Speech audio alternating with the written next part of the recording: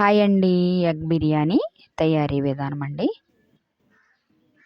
Oil heat ఎక్కాక ఉల్లిపాయలు gold colour వచ్చే వరకు ఉంచుకొని ఇవి పక్క తీసుకోవాలండి.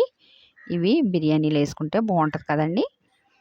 ఆ ఆయిల్లోనే ఎగ్స్ ఇలా వేయించుకొని పక్క తీసుకుంటున్నానండి. అందులో బిర్యానీ మసాలా ఉంటుంది కదండి, అవన్నీ ఇందులో వేసేసి జీడిపప్పు కూడా కొద్దిగా వేసి వేయిస్తున్నానండి.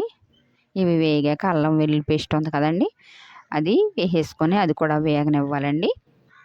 మెత్తగా వేగాక ఉల్లిపాయలు పచ్చిమిర్చి కట్ చేసుకున్నాయి ఇందులో వేసుకోవాలండి. ఇవి కూడా మంచిగా వేగాక 2 టమాటాలు కట్ చేసుకున్నవి వేసుకోవాలండి.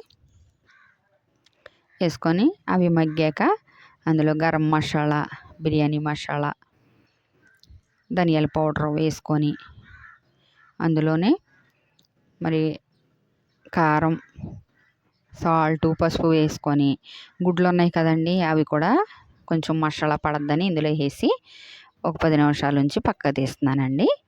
ఇందులోనే రైసు నానబెట్టుకున్నవి 2 గ్లాసులు తీసుకున్నానండి, అవి ఇందులో వేసుకుంటున్నానండి. 2 గ్లాసులకి 4 గ్లాసులు వాటర్ వేసుకుంటే సరిపోతుందండి.